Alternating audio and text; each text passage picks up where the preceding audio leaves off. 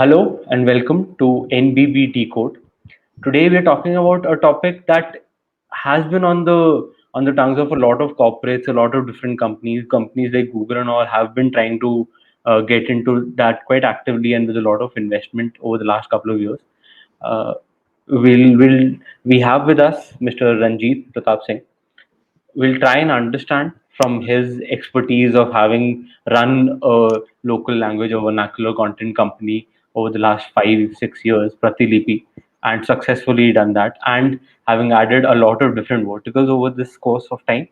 And we'll try and understand and we'll try and go into his brain in terms of where does he think the industry is going and where does he think the industry has come from.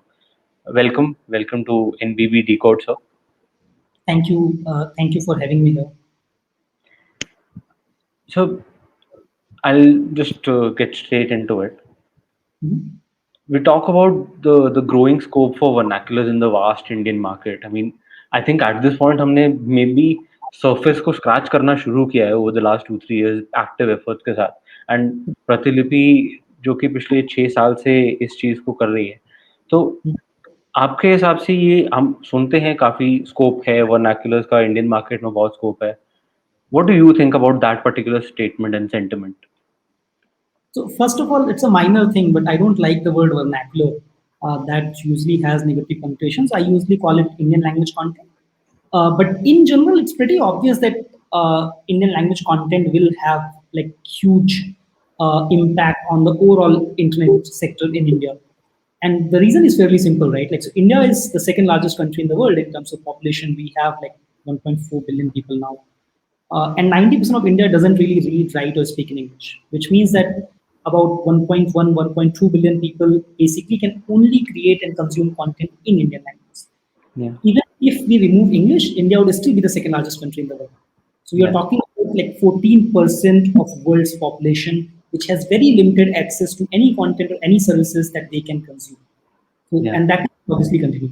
So I think it's pretty obvious that like it has to kind of grow, and there is no other way out because these people are coming onto internet and they need services, they need products, they need different offerings that they can actually consume and participate in. So I think it's not even a question of whether it will happen or not. It's already happening. It is going to continue. Um, but do you think it will have a major impact on brands? जैसे बहुत सारे brands अब कोशिश कर रहे हैं over the last 2 3 years, जो मैंने अपने पर्सनल एक्सपीरियंस में भी देखा है being in the content marketing industry for the last 7 8 years. शुरू-शुरू में मोस्टली इंग्लिश ही था जब मैंने आई थिंक 2013 में शुरू किया था काम करना इस इंडस्ट्री में, तो मोस्टली इंग्लिश का ही था उस टाइम पे. उसके बाद मे बी अराउंड 2016-17 एक थोड़ा सा एक्चुअल पुश आना शुरू हुआ एंड अभी भी unfortunately fortunately whatever it's still a lot of English, but on contrary आपने जैसे बोला कि सिर्फ 10% of the Indian population is actually consuming that content. Do you think Are you more talking? of a Sorry. sorry Then I was just clarifying that are you talking about internet brands or are you talking about physical brands? internet brands. That is the thing. तो दो चीजें, पहली चीज तो ये है कि अगर आप कंज्यूमर ब्रांड्स देखें लाइक कार कंपनीज, पेंट जी. कंपनीज, कंपनीज वॉट, तो आप देखेंगे कि probably more than 85-90% of brand investment was still going into Indian language content. It was just on newspapers and televisions and Yeah. Radio. So in fact, funnily enough, a lot of times you will see on an English television the ad is still Hindi. So जी. like it's not so if you look at the FMCG companies of the world, for example, they always understood that 90% of the country doesn't understand English. The problem happened with internet first brands, and it's not their mistake. So usually what happens generally, and this is not true about India, this has been true about every single market, that first comes attention, or which is let's say consumption. And once attention or consumption is there, then brand dollars move. Because you don't Yeah. want to advertise on a platform where there's nobody present. So think of it like this, right? Like if you had to advertise NBB, would you advertise on Pratlipi if Pratlipi had 2 users? It's just not worth your time or money. Yeah. Versus once the platforms start getting to a critical mass, then it makes more and more sense for people to start advertising. So even in US, for example, till about 4 or 5 years back, like almost everyone was saying the same thing, that internet is taking time away from television and radio and print, but it's Yeah. not taking dollars away. And Google and Facebook, in fact, Facebook especially, a lot of people are saying that it was so overvalued at their IPO because nobody was ever going to spend money on digital advertising. Yeah. uh, Facebook is now one of the largest companies in the world.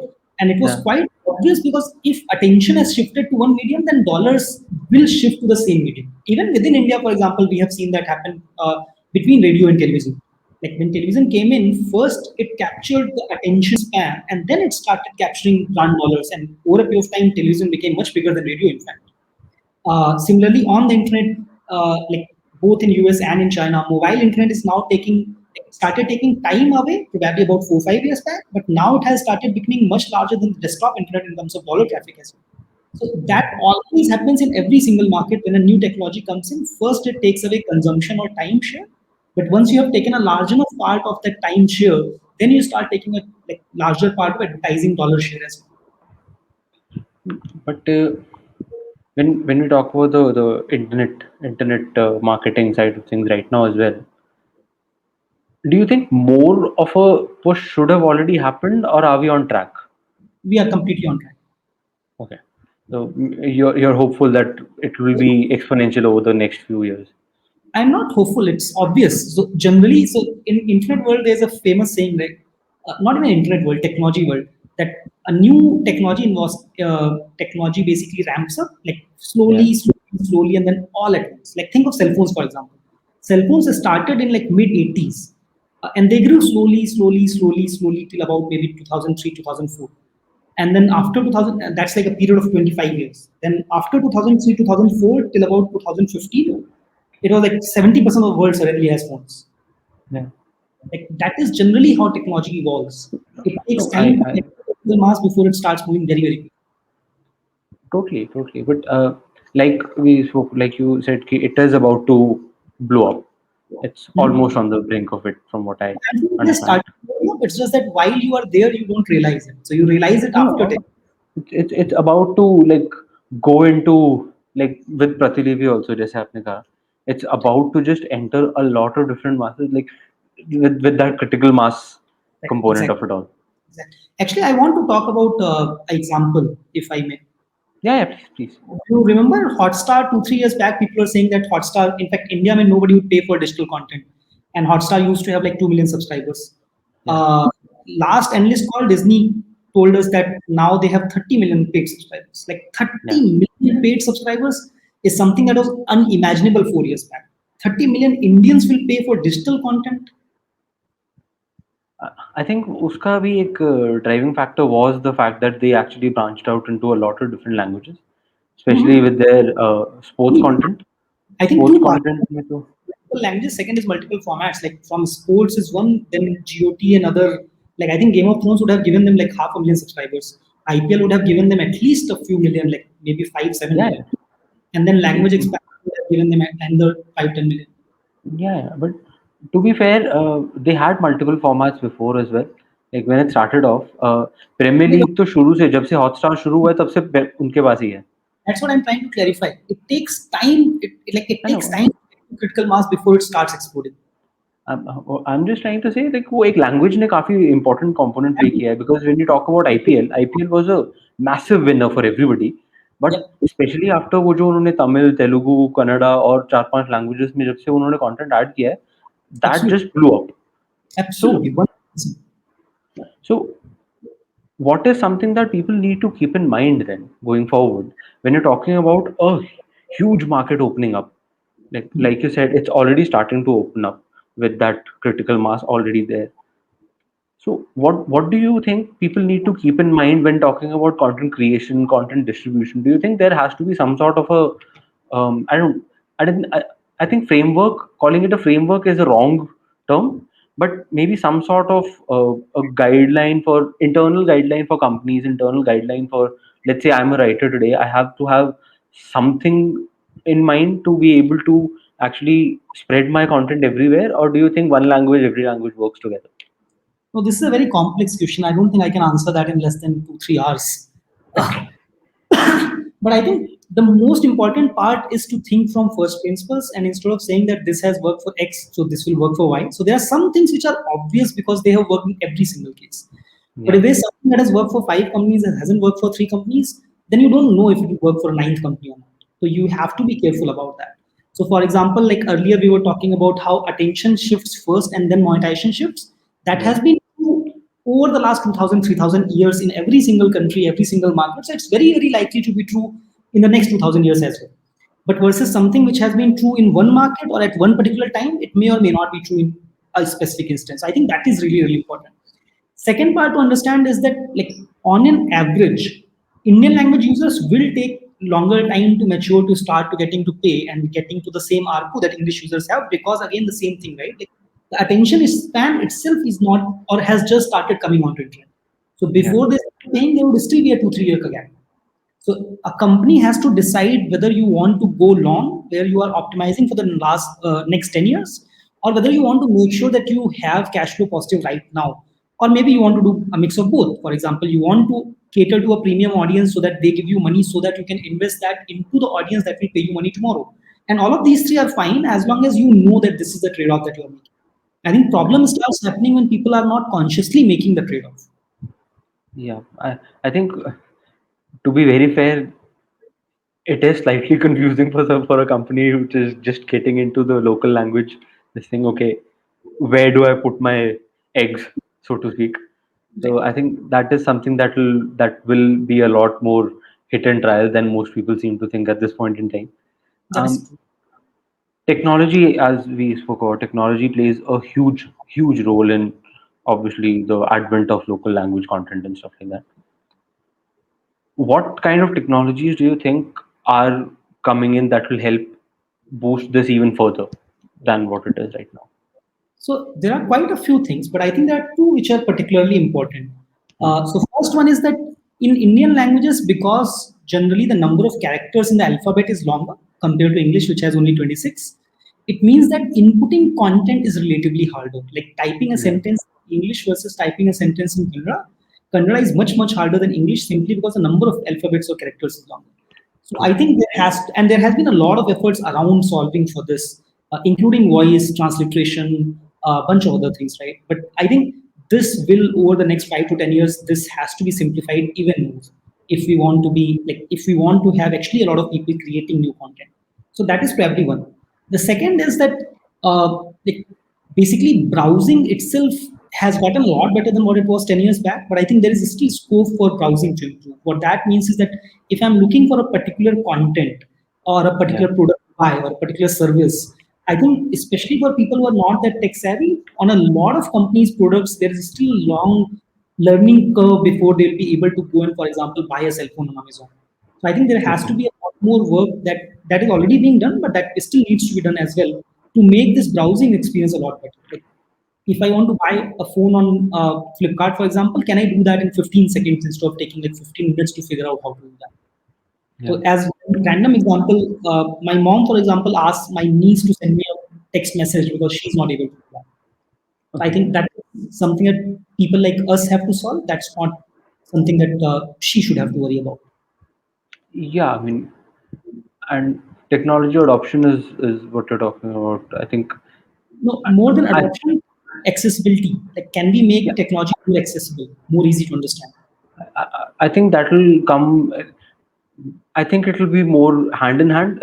If I'm not wrong, it will be more hand in hand in terms of the technology helping local languages and Indian languages come to fore, and the languages actually uh, driving the accessibility for most people, especially people like our parents and others. So I think that is another hopeful note at this point. Um, what do you think about the written word? Where do you think the written side of things is going? Because as Pratilipi also started with the written side of things, the stories, the books, and all of that. Do you think with especially with these short video apps and all of that, it is slightly on the decline, which I think everybody is fairly clear on. Remember, What, earlier I was saying that most experts don't look at actual context and they just say things at a very superficial level. yeah. Uh, so on Pratlipi, a typical like average DAU, and this is including new users who are joining today, so absolutely average, no tricks. Average users currently spends about 70 minutes per day. That is higher than TikTok. That is higher than every single short video app that you know of. Literally. It's not that people are not reading. In fact, the number of people who are reading is growing at a very fast pace. People are engaging more and more. What has happened, in my opinion at least, is that people simply have more choices. People want great content. People don't care if that content is in, or actually, people care. People just care less about the format or the language. People care more about great stories. But see, again, I talk from a more experiential point of view at this point. Uh, Mhm. Most brands and most consumers also, like if you're talking about a detailed blog of sorts, and if you're talking about that blog in a video, Mhm. earlier on it was always a preference towards the written thing because people were more attuned to that, so to speak. I mean, obviously the preferences are also changed. Sure. So I'm not saying it is written is lower than short video right now, Mhm. but do you think there's a tangible risk of that happening? Is there a possibility of that happening? It is. Is that probable? I don't think so. Okay, let me kind of before that take a step back and say something that's true but also somehow controversial. So the all that talk about video basically came because founders like me, most importantly Mark Zuckerberg, sold the video story over and over again to Wall Street because they wanted to steal brand dollars away from television. And Yeah. TV had a bigger share of brand pricing than anything else. Now, because Facebook said that, to like founders like me, again, for example, think of your BuzzFeed. On text, you get to charge text like rates. On video, you get to charge TV like rates, and TV rates are much, much higher, much, much more expensive. Why wouldn't you want to Yeah. do that? So every single company that was not doing well, the founder came back and said, we are pivoting to video because video is the next big thing. And this Yeah. became so popular a narrative that everybody started believing that. After about 2, 3, 4 years, it was proven multiple times that Facebook is actually misleading people. Video had lower engagement than what they were saying. Video ads had lower engagement than what they were saying, and that they were misrepresenting matrices to both brands as well as to performance marketers. It was proven in a court of law. It was proven in like normal arguments and bunch of other places. Except for the fact, so basically it was a made up thing. But what happened, which is great for consumers by the way, is that because people believed something which was a lie, people invested a lot more into video quality and video infrastructure and so on and so forth. So Yeah. over a period of time, video quality and video infrastructure actually improved. Even though like there was no, it's not that there was a huge video demand. It's that because people thought there is demand, so money came in and talent came in, and when money and talent comes in, especially if that talent actually wants to work hard, then great things happen. So great things happen, Yeah. and like video quality became much much better than what it was 8, 10 years back. And because of that, now there is an actual demand shift from consumers towards video simply because the quality has gotten better. So if text has to work, the quality of text has to go better as well. If audio has to work, the quality of audio has to get better as well. So it's basically not about video or text or comics or graphic novel or audio or whatever. As I was saying earlier, people want great experiences. People don't think in terms like product managers and founders talk about video first and audio first and AR and VR and I don't know Yeah. Clubhouse and all of that. Consumers doesn't care. Consumer doesn't care about Clubhouse or like Pratilipi. Consumers Yeah. don't use Pratilipi because they love Pratilipi. Like most of them might not even know what Pratilipi is. They come to Pratilipi because they find great stories here. People go to Yeah. Clubhouse because they find great conversations there. People go to YouTube because they find great entertainment there. So format is much less important than what does that format actually even do. So that is point one. Point two is that different formats have their own strengths and weaknesses. So like let me talk about the three major formats, which are text, audio, and video, right? Yeah. Uh, there is text, there is AR, VR, sorry, there is images and AR, VR, but I'm not going to that. The main ones, the main ones, the main three.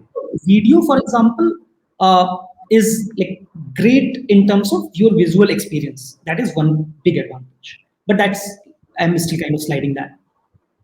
In fact, let me kind of take a step back. Let me start with text. Text is very, very easy to browse. Like if there's a news article, you don't want to read it, fine. You just scan it and you have a rough idea. Mhm. Uh, so what that means is generally for browsing kind of things, generally text is better if you don't know what you want to read. Like you can just go in a bookstore, for example, you can do this, and decide, okay, this is the book that I want to buy. Video is somewhere in between. You can skip, and you can make a guess. This movie looks like this show looks like this, and so on and so forth. Or a trailer can work a little. Yeah. Audio is impossibly hard to browse. Like you can't make out what audio is about just by skimming in any way. Like you actually have to True. listen. So audio is very, very hard to browse. That's one dimension. The other dimension is ki, like how much attention does that need? Like text needs 100% of attention. You can't read and do something else. If you are reading, or you are doing something else. Like there's zero parallelization. Video is somewhere in between. You can play a movie and you can talk to someone. Like once in a while, you will get distracted and you can replay and all of that, but you can still do your work. Yeah. Audio on the other hand is almost perfect async. Like you can play something, you can play music and code. You can play a podcast and type. You can do like everything in parallel. So there are Yeah. use cases where parallelization is more important than browsing is. There are use cases where browsing is more important than parallelization is. And then the first dimension that I talked about, there are dimensions where immersiveness is more important. So Yeah. depending on the use case, one format would work better versus the other format would work. At least that's my viewpoint. Okay. Yeah. So I think we're coming to a hard stop for you. I'll just have one last question. Sure. What is your one big hope for the Mhm. industry, for the Indian local language industry and the content space overall? So, honestly, my only big hope is that smart people will continue to come into the industry and they will continue to try different things. So, I think we are beyond the stage, or we are at least getting close to getting beyond the stage where it was just like copying a model that has already worked somewhere and then just building that in India. I think we are already at the stage where founders are bolder, and so are investors who are taking more risks and like more bets. I think we just need more smart, ambitious young people trying to do things which sound random, things which sound like they should never work. Like we want people who challenge the conventional wisdom and try out different things. And some of those will not work, of course, but the ones they do, they will change the landscape not just for India but for the rest of the world as well. That is the single Yeah. biggest. Okay, that's a nice positive note to end on. Thank you so much. Thank you so much, Ranjit sir, for being a part of this and taking out time to talk to us about a lot of different things. We've covered a whole range of topics in this entire conversation. I thank you for that, and I wish you all the luck with Pratilipi going forward. And we can't wait to see what you and the company does in the future. Thank you. Thanks a lot for having me here.